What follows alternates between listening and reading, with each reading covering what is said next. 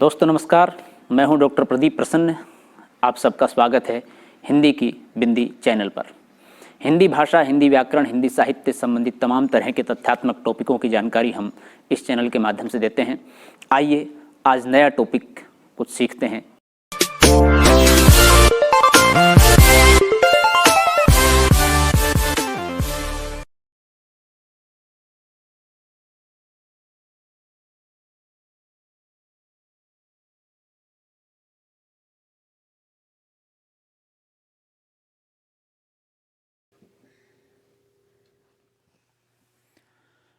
विद्यार्थियों, आज की वीडियो हम बना रहे हैं कक्षा 12 की हिंदी पाठ्यपुस्तक अंतरा भाग 2 के पाठ दूसरा देवदास।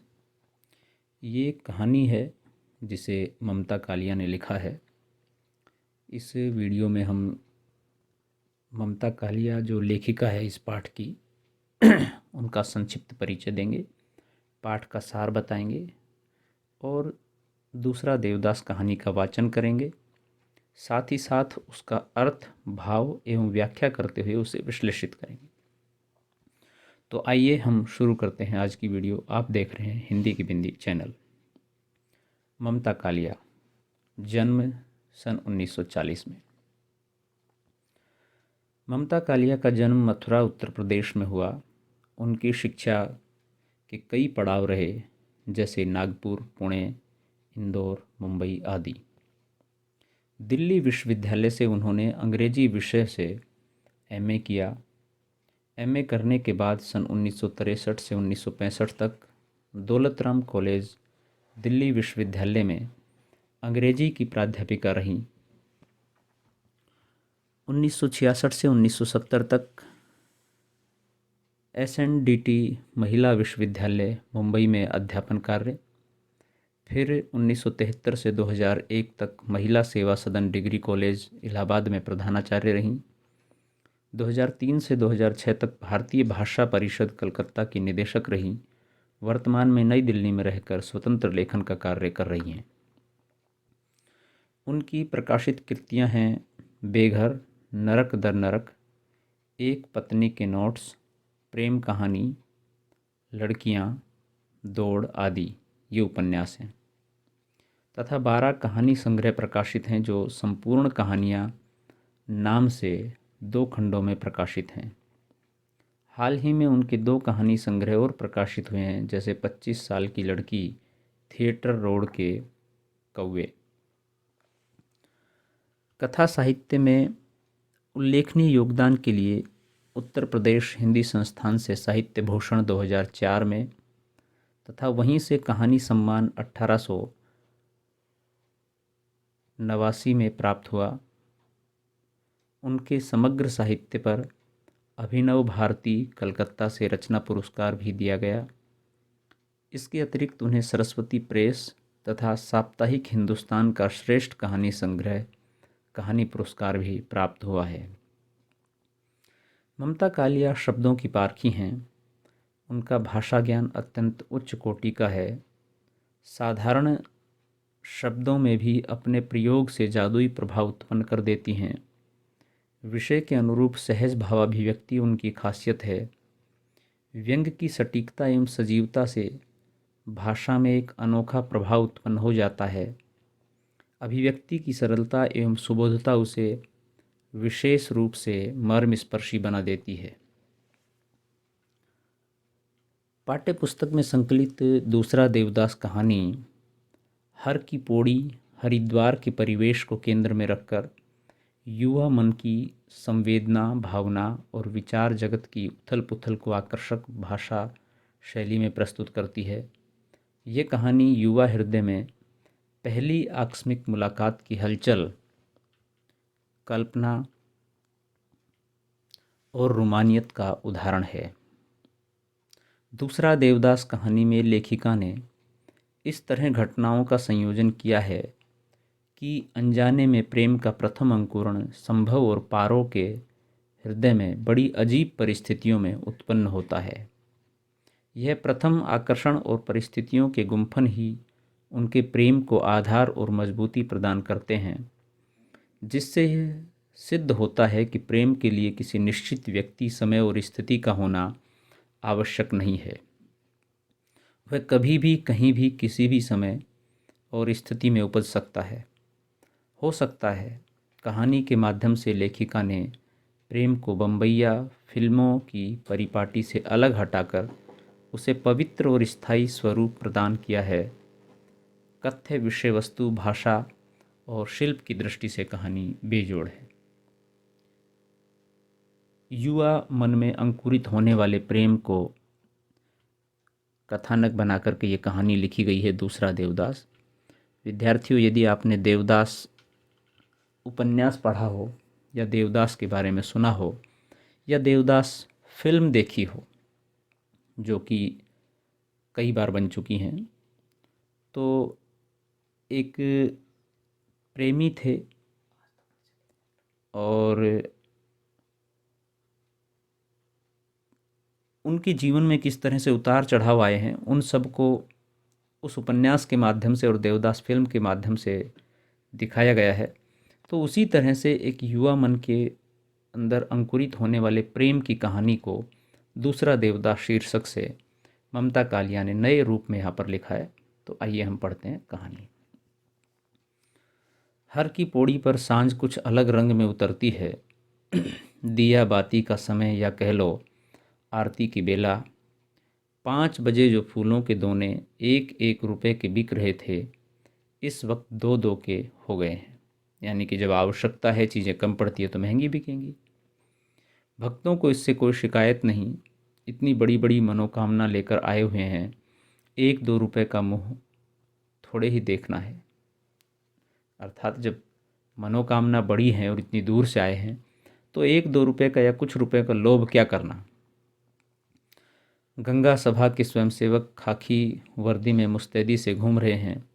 वे सबको सीढ़ियों पर बैठने की प्रार्थना कर रहे हैं।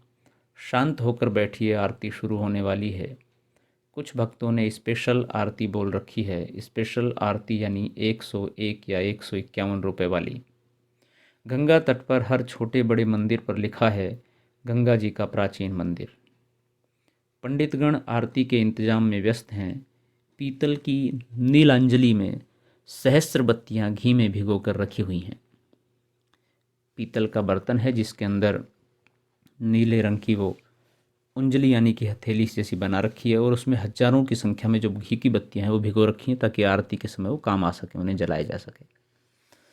सबने देशी घी के डब्बे अपनी ईमानदारी के प्रतीक स्वरूप सजा रखे हैं। गंगा की मूर्ति के साथ साथ चामुंडा, बालकृष्ण, राधा कृष्ण, हनुमान, सीताराम की मूर्ति भी श्रृंगारपूर्ण स्थापना है। यानी कि सबको सजाया गया है, इन सब देवताओं की मूर्तियों को भी। जो भी आपका आराध्य हो चुन लें। आरती से पहले स्नान, हर हर बहता गंगा जल, निर्मल, नीला, निष्पाप। औरतें डुबकी लगा रही हैं। बस उन्होंने तट पर लगे कुंडों से बंधी जंजीरें पकड़ रखी हैं। पास ही कोई न कोई पंडा जजमानों के कपड़ों लत्तों की सुरक्षा कर रहा है। हर एक के पास चंदन और सिंदूर की कटोरी है। मर्दों के माथे पर चंदन तिलक और औरतों के माथे पर सिंदूर का टीका लगा देते हैं पंडे। कहीं कोई दादी बाबा पहला पोता होने की खुशी में आरती करवा रहे हैं, कहीं कोई नई बहू आने की खुशी में। अभी पूरा अंधेरा नहीं घिरा है, गोधूली बेला है। यानी कि हर की पैड़ी गंगा के तट का दृश्य है।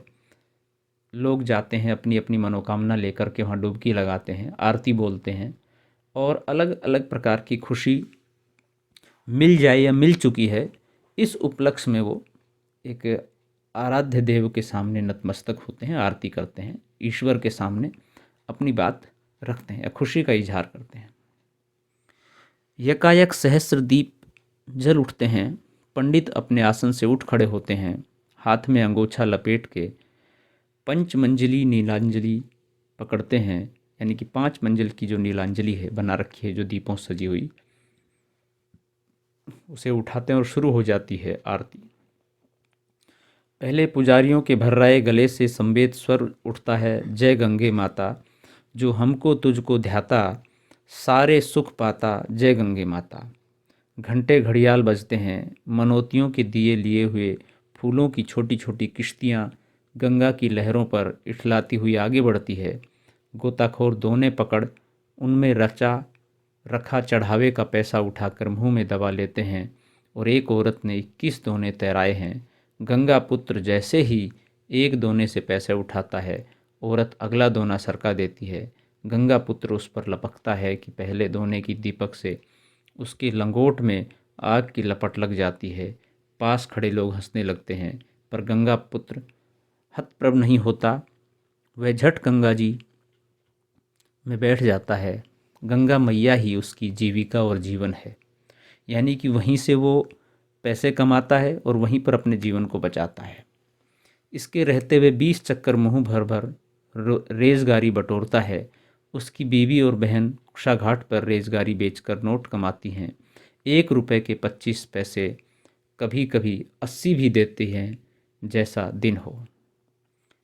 क्योंकि वहाँ पर आते हैं लोग तो छोटे सिक्के मांगते हैं, खुले नहीं मिलते हैं तो ये लोग देते हैं और उसकी एवज में पैसे लेते हैं, रुपए लेते हैं सिक्कों के बदले में। पुजारियों का स्वर थकने लगता है तो लता मंगेशकर की सुरीली आवाज़ लाउड स्पीकरों के साथ सहयोग करने लगती है और आरती में यकायक एक स्निग्ध सौंदर्य की रचना हो जाती है। ओम जय जगदीश हरे से हर की पौड़ी गुंजायमान हो जाती है। औरतें ज़्यादातर नहाकर वस्त्र नहीं बदलती, गीले कपड़ों में ही खड़ी खड़ी आरती में शामिल हो जाती हैं।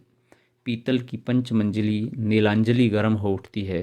पुजारी नीलांजलि को गंगा जल से स्पर्श कर हाथ में लिपटे अंगोछे को नामालूम ढंग से गीला कर लेते हैं ताकि वो गर्म एहसास न हो। दूसरे यह दृश्य देखने पर मालूम होता है वे अपना संबोधन गंगा जी के गर्भ तक पहुंचा रहे हैं।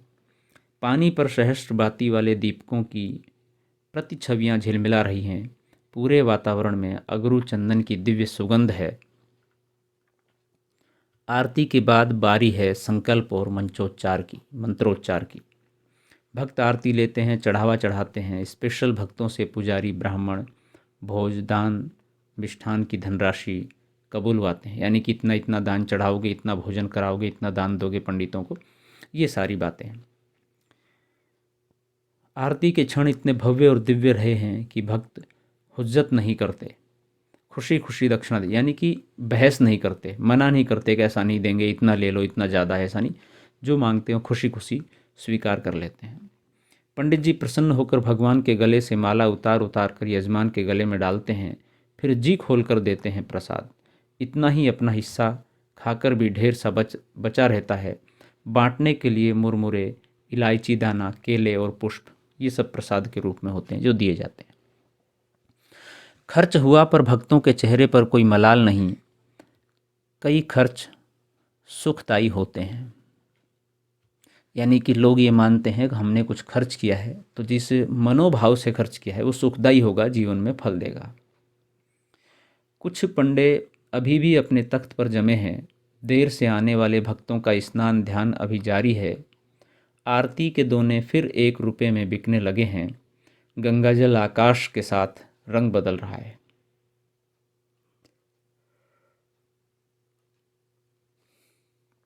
संभव काफ़ी देर से नहा रहा था। जब घाट पर आया तो मंगल पंडा बोले, काहो जजमान, बड़ी देर लगाई दी, हम तो डर गए थे। संभव हंसा। उसके एक सार खूबसूरत दांत सांवले चेहरे पर फब उठे। उसने लापरवाही से कपड़े पहने और जंघिया निचोड़ कर थैले में डाला। जब वह कुर्ते से पहुंचकर चश्मा लगा रहा था, पंडे ने उसके माथे पर चंदन तिलक लगाने को कहा। हाथ बढ़ाया। उसने चेहरा हटा लिया तो मंगल पंडा ने कहा, चंदन तिलक के बगैर स्नान अधूरा होता है बेटा। संभव ने चुपचाप तिलक लगवा लिया। वह वापस सीढ़ियां चढ़ ही रहा था कि पौड़ी पर बने एक छोटे से मंदिर के पुजारी ने आवाज लगाई, अरे दर्शन तो करते जाओ। संभव ठिठक गया। उसकी इन चीज़ों में नियमित आस्था तो नहीं थी, पर नानी ने कहा था मंदिर में 20 आने चढ़ा कर आना। संभव ने कुर्ते की जेब में हाथ डाला। 1 रुपये का नोट तो मिल गया। चवन्नी के लिए उसे कुछ प्रयत्न करना पड़ा। चवन्नी जेब में नहीं थी। संभव ने थैला खखोरा। पुजारी ने उसकी परेशानी ताड़ ली। इधर आओ, हम दे रेजगारी। संभव ने झेपते हुए 1 का नोट जेब में रखकर 2 का नोट निकाला। पुजारी जी ने चरणामृत दिया और लाल रंग का कलावा बांधने के लिए हाथ बढ़ाया। संभव का ध्यान कलावे की तरफ नहीं था, वह गंगा जी की छटा निहार रहा था। तभी एक और दुबकी नाजुक सी कलाई पुजारी की तरफ बढ़ गई। पुजारी ने उस पर कलावा बांध दिया। उस हाथ ने थाली में 5.25 रुपए रखे। लड़की अब बिल्कुल बराबर में खड़ी आंख मूंदकर अर्चन कर रही थी। यानी कि संभव के बगल में कोई लड़की थी, नाजुक कलाई थी उसकी तो, और 5.25 रुपए उसने चढ़ाए थे। संभव ने यकायक मुड़कर उसकी ओर गौर किया। उसके कपड़े एकदम भीगे हुए थे, यहाँ तक कि उसके गुलाबी आंचल से संभव के कुर्ते का एक कोना भी गीला हो रहा था, यानी कि इतने पास में खड़ी थी। लड़की के लंबे गीले बाल पीठ पर काले चमकीले शॉल की तरह लग रहे थे।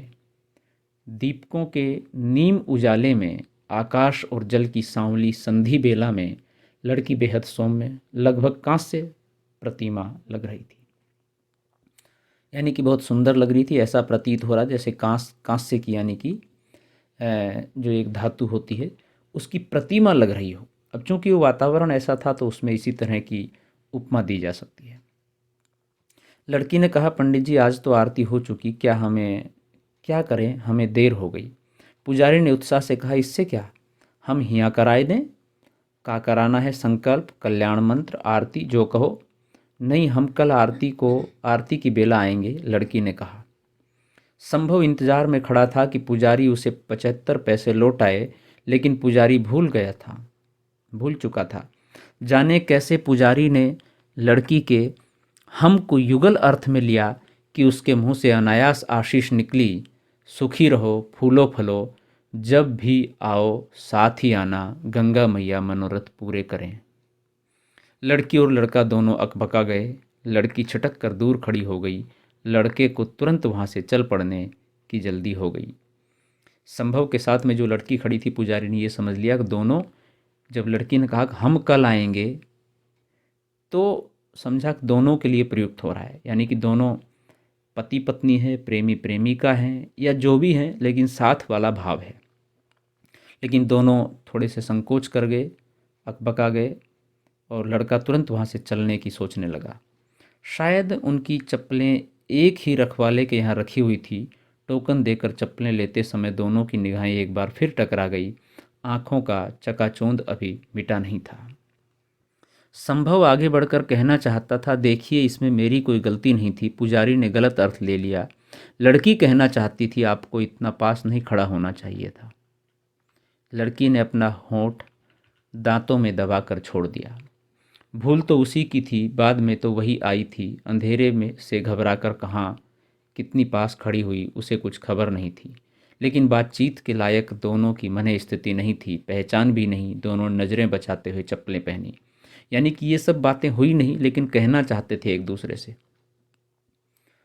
लड़की घबराहट में ठीक से चप्पल पहन नहीं पाई, थोड़ी सी अंगूठे में अटका कर ही आगे बढ़ गई। संभव ने आगे लपक कर देखना चाहा कि लड़की किस तरफ गई। वह घाट की भीड़ को काटता हुआ सब्जी मंडी पहुंच गया। हर की पौड़ी और सब्जी मंडी के बीच अनेक घुमावदार गलियां थी। लड़का देख नहीं पाया लड़की कहाँ ओझल हो गई, यानी कि उसे दिखाई नहीं दी। नानी का घर करीब आ गया था, लेकिन लड़का घर नहीं गया। वह वापस अनदेखी गलियों में चक्कर लगाता रहा। उसने चूड़ी की समस्त दुकानों पर नज़र दौड़ाई। हर दुकान पर भीड़ थी, पर एक भीगी गुलाबी आकृति नहीं थी। आखिर भटके भटके संभव हार गया। पस्त कदमों से वह घर की ओर मुड़ा। अक्सर लड़कियां चूड़ी या इस तरह के आइटम खरीदती हैं, तो उसने सोचा संभव तो यहाँ गई होगी। तो संभव ने अनुमान लगाया, लेकिन वहाँ भी नहीं मिली। नानी ने द्वार खोलते हुए कहा, कहाँ रह गए थे लल्ला? मैं तो जी में बड़ा काँप रही थी। तुझे तो तैरना भी न आवे, कहीं पैर फिसल जाता तो मैं तेरी माँ को कौन मुँह दिखाती। संभव कुछ नहीं बोला। थैला तख्त पर पटक पैर धोने नल के पास चला गया। नानी बोली, ब्यालू कर ले। संभव फिर भी नहीं बोला। नानी की आदत थी एक बात को कई कई बार कहती। संभव तख्त पर लेट गया। नानी ने कहा, थक गया है न? अरे तुझे मेले ठेले में चलने की आदत थोड़ी है। कल बैसाखी है, इसलिए भीड़ बहुत बढ़ गई है। अभी तो कल देखना, तिल धरने की जगह नहीं मिलेगी पौड़ी पर। चल उठ, खाए बे को खा ले। जो इच्छा है वो खा ले। मुझे भूख नहीं है, संभव ने कहा और करवट बदल ली। अरे क्या हो गया? स्नान के बाद भी भूख ना है चमकी? तभी न इतनी सीख सलाई देई है। मैंने सबिता से पहले ही कही थी, इसे अकेले ना भेज, यहाँ जी ना लगे इसका। नानी पास खड़े खटोले पर अधलेटी हो गई। उम्र के साथ साथ नानी की काया इतनी संक्षिप्त हो गई थी कि वे फैल पसर कर सोती तो भी उनके लिए खटोला पर्याप्त था, पर उन्हें सिकुड़कर गठरी बनकर सोने की आदत नहीं थी, यानी कि बहुत दुबली काय थी उनकी। गंगा को छूकर आती हवा से आंगन काफ़ी शीतल था। ऊपर से नानी ने रोज़ की तरह शाम को चौक धो डाला था। नींद और स्वप्न के बीच संभव की आंखों में घाट की पूरी बात उतर आई। लड़की का आंख मूंद कर अर्चना करना, माथे पर भीगे बालों की लट, कुर्ते को छूता उसका गुलाबी आंचल और पुजारी से कहता उसका सौम्य स्वर, हम कल आएंगे। ये सारी बातें संभव याद कर रहा है उसकी स्मृति में। संभव की आंख खुल गई। यह तो वह भूल ही गया था। लड़की ने कल वहां आने का वचन दिया था। संभव आशा और उत्साह से उठ बैठा। नानी को झकझोरते हुए बोला, नानी नानी चलो खा लें, मुझे भूख लगी है। यानी कि तुरंत उसको याद आ गया कल जाना है तो भूख लग, कुछ खा लें और सो जाएं। नानी की नींद झूले के समान थी, कभी गहरी कभी उथली। उथले झोंटे में उन्हें देवते की सुधाई। वे रसोई से थाली उठा लाई। संभव ने बहुत मगन होकर खाना शुरू किया। वाह नानी, क्या आलू टमाटर बनाया है। माँ तो ऐसा बिल्कुल नहीं बना सकती। ककड़ी का रायता मुझे बहुत पसंद है। यहाँ भाव यह है कि नानी के द्वारा बनाया गया भोजन अच्छा होगा ही, लेकिन नहीं भी अच्छा है तो जो स्मृति और जो कल मेले में जा कर के लड़की से मिलने की उत्सुकता उसके मन में है, उसके कारण अब सब अच्छा लग रहा है। खाते खाते संभव को याद आया, आशीर्वचन की दुर्घटना तो बाद में घटी थी। वह कोर हाथ में लिए बैठा रह गया। उसकी आंखों के बीच आगे कुछ घंटे पहले का सारा दृश्य घूम गया। पुजारी का वह मंत्रोच्चार जैसा पवित्र उद्गार, सुखी रहो, फूलो फलो, सारे मनोरथ पूरे हों, जब भी आओ साथ ही आना। लड़की का चिहुकना, छिटक कर दूर खड़े होना, घबराहट में चप्पल भी ठीक से न पहन पाना और आगे बढ़ना, यानी कि ये सारी चीज़ें वो याद कर रहे हैं। वो दृश्य उनके सामने जैसे कि पूरा फिर से दृश्यमान हो गया। संभव ने विचलित स्वर में कहा, मुझे भूख ना आए, मैं तो यूं ही उठ बैठा था। सारी रात संभव की आंखों में शाम मंडराती रही, यानी कि अब उसे खाने का मन नहीं है और वही दृश्य उस बार बार उसके सामने आता रहा। उसकी ज़्यादा उम्र नहीं थी, इसी साल एमए पूरा किया था। अब वह सिविल सर्विसेज प्रतियोगिता में बैठने वाला था। माता पिता का ख्याल था वह हरिद्वार जाकर गंगा जी के दर्शन कर ले तो बेखटके सिविल सेवा में चुन लिया जाएगा। लड़का इन टोटकों को नहीं मानता था, पर घूमना और नानी से मिलना उसे पसंद था, इसलिए वो चला गया। अभी तक उसके जीवन में कोई लड़की किसी अहम भूमिका में नहीं आई थी, यानी कि प्रेमिका के रूप में। बाकी सामान्य बातचीत और क्लासमेट के नाते वो सब हुआ होगा। लड़कियां या तो क्लास में बाईं तरफ की बेंचों में बैठने वाली एक कतार थी, या फिर ताई चाची की लड़कियां जिनके साथ खेलते खाते हुए बड़ा हुआ था। इस रूप में उसके जीवन में लड़कियां आई थी। इस तरह बिल्कुल अकेली अनजान जगह पर एक अनाम लड़की का सद्य स्नात दशा में सामने आना, यानी कि सद्य स्नात दशा मतलब जो तुरंत स्नान करके जिसको देखा जाए, पानी भी टपक रहा हो कपड़ों से। पुजारी का गलत समझना, आशीर्वाद देना, लड़की का घबराना और चल देना, सब मिलाकर एक नई निराली अनुभूति थी जिसमें उसे कुछ सुख और ज़्यादा बेचैनी लग रही थी। उसने मन ही मन तय किया कि कल शाम 5 बजे से ही वह घाट पर जाकर बैठ जाएगा। पौड़ी पर इस तरह बैठेगा कि कल वाले पुजारी के देवालय पर सीधी आंख पड़े। क्यों? क्योंकि जैसे ही वो लड़की आए तुरंत वहाँ पहुँच जाए। उसने तो लड़की का नाम भी नहीं पूछा।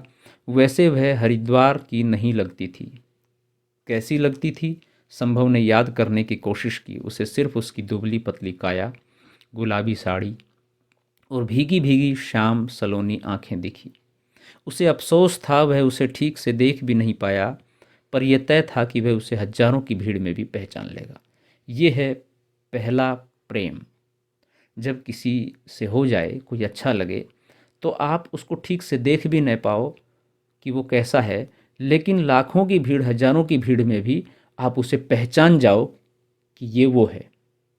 तो ये आपके अंदर की एक हृदय की अनुभूति है जो कहीं ना कहीं आपको किसी ना किसी से जोड़ती है, निस्वार्थ भाव के प्रेम के कारण। अब चिड़ियों ने आंगन में लगे अमरूद के पेड़ पर चहचहाना शुरू ही किया था कि नानी ने आवाज़ दी, लल्ला चलेगा गंगा जी, आज बैसाखी है। ये दूसरे दिन की बात है। संभव को लगा वह रात भर सोया नहीं है। नानी की मौजूदगी में जैसे उसे संकोच हो रहा था, उसने कहा, तुम मेरे भी नाम की डुबकी लगा लेना नानी, मैं तो अभी सोऊंगा। क्योंकि वो नानी के साथ नहीं जाना चाहता था। नानी द्वार उड़का कर चली गई, यानी कि उसे बंद कर दिया, लेकिन कुंदी नहीं लगाई। तो लड़के ने अपनी कल्पना को निर्द्वंद छोड़ दिया। आज जब वह सलोनी उसे दिखेगी तो वह उसके पास जाकर कहेगा, पुजारी जी की नादानी का मुझे बेहद अफसोस है। यकीन मानिए पंडित जी मेरे लिए भी उतने ही अनजान हैं जितने आपके लिए। लड़की कहेगी, अब ये कल्पना है कि ऐसा ऐसा होगा। कोई बात नहीं, वह पूछेगा, आप दिल्ली से आई हैं?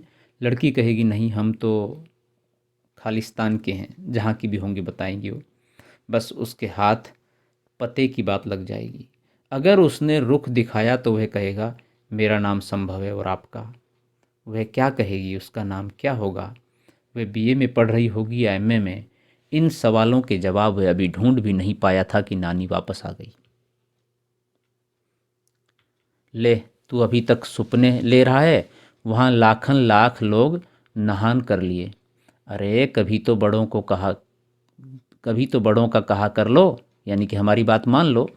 लड़के की तंद्रा नष्ट हो गई, नींद खत्म हो गई। नींद नहीं आ रही थी, एक तरह से वो कल्पना, सोच उसके दिमाग में घूम रहा था। नानी उवाच के बीच सपने 9 2 11 हो गए। नानी के बोलने के साथ ही सपने गायब हो गए। लड़के ने उठते उठते तय किया कि इस वक्त वह घाट पर चला तो जाएगा पर नहाएगा नहीं। हाथ मुंह धोकर प्रार्थना कर लेगा, कुछ देर पौड़ी पर बैठ गंगा की जल राशि निहारेगा। लौटते हुए मथुरा जी की प्राचीन दुकान से गर्म जलेबी खरीदेगा और वापस आ जाएगा।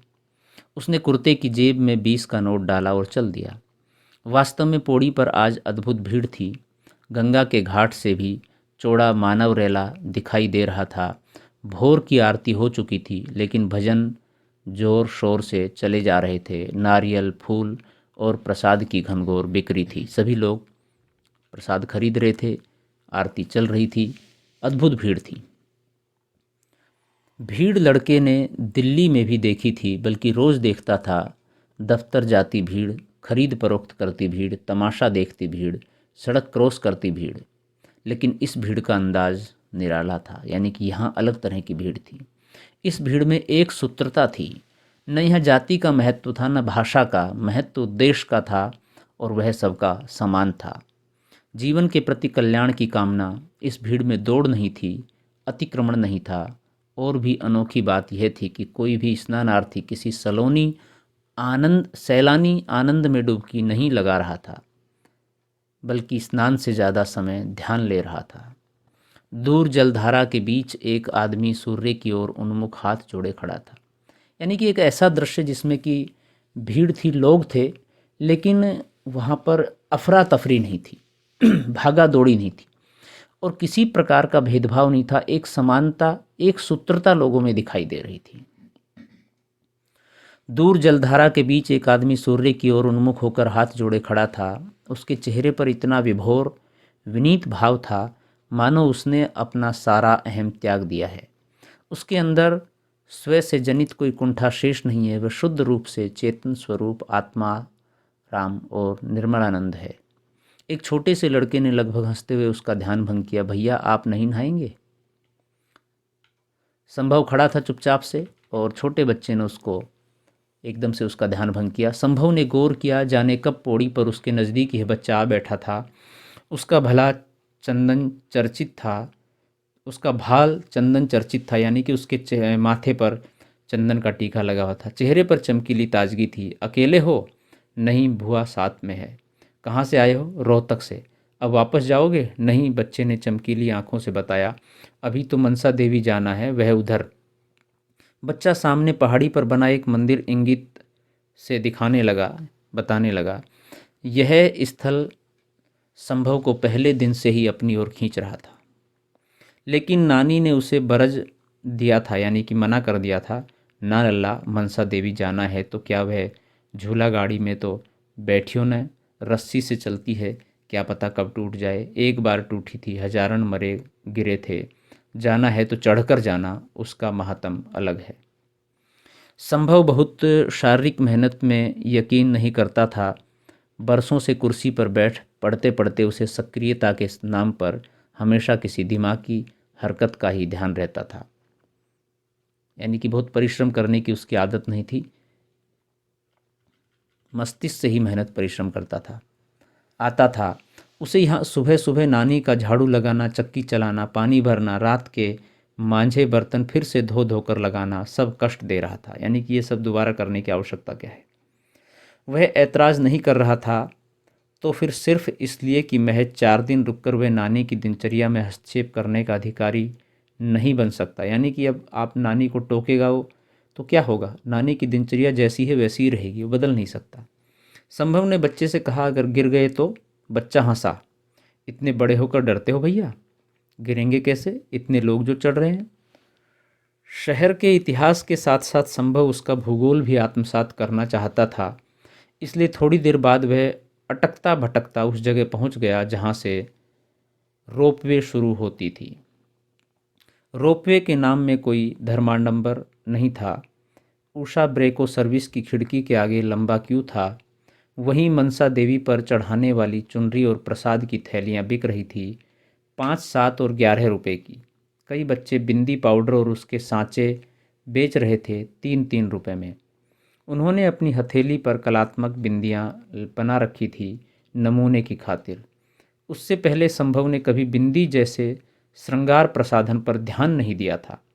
अब यकायक उसे ये बिंदियां बहुत आकर्षक लगी, क्योंकि कल की जो घटना हुई थी उसका प्रभाव उसके मन मस्तिष्क पर, हृदय पर था। इसलिए मन ही मन उसने एक बिंदी उस अज्ञात यौवन के माथे पर सजा दी, उस लड़की के माथे पर सजा दी। मांग में तारे भरे देने जैसे कई गाने उसे आधे अधूरे याद आकर रह गए। उसका नंबर बहुत जल्द आ गया। अब वह दूसरी कतार में था जहाँ से केबिल कार में बैठना था। सभी काम बड़ी तत्परता से हो रहे थे। जल्द ही वह उस विशाल परिसर में पहुंच गया जहां लाल, पीली, नीली, गुलाबी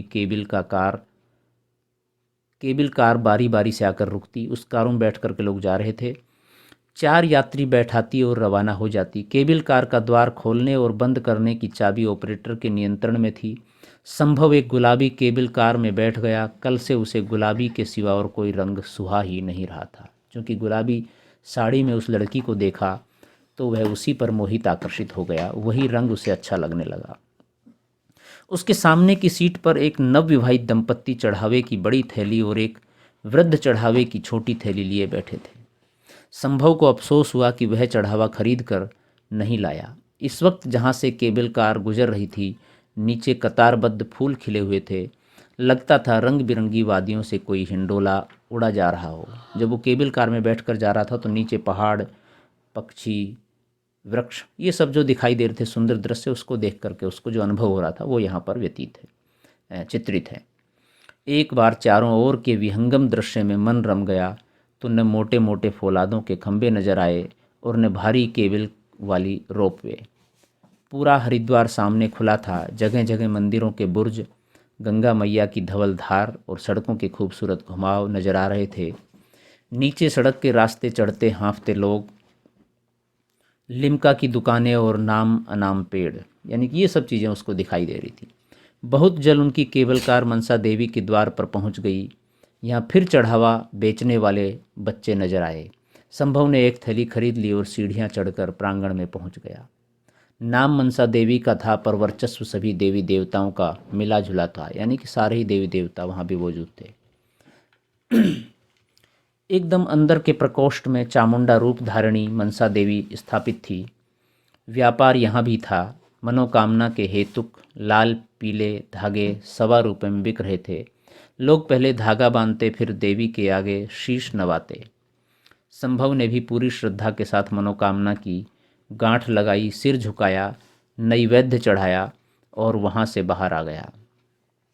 आंगन में रुद्राक्ष मालाओं की अनेक गुमटियाँ थीं, जहाँ 10 रुपये से लेकर 3000 तक की मालाओं पर लिखा था असली रुद्राक्ष नकली साबित करने वाले को 500 रुपये इनाम।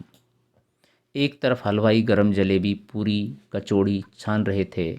मेले का माहौल था, यानी कि ये सारी चीज़ें जो मेले में मिलती हैं वो सब यहाँ भी मिल रही थी, बिक रही थी। संभव वापस केबल कार की कतार में लग गया। वापसी का रास्ता ढलवा था, कार और भी जल्दी नीचे पहुँच रही थी। इस बार संभव के साथ 3 समवयस्क लड़के, उसकी उम्र के लड़के बैठे हुए थे। वे केबल कार की ढलवा दौड़ देख रहा था कि यकायक 2 आश्चर्य एक साथ घटित हुए।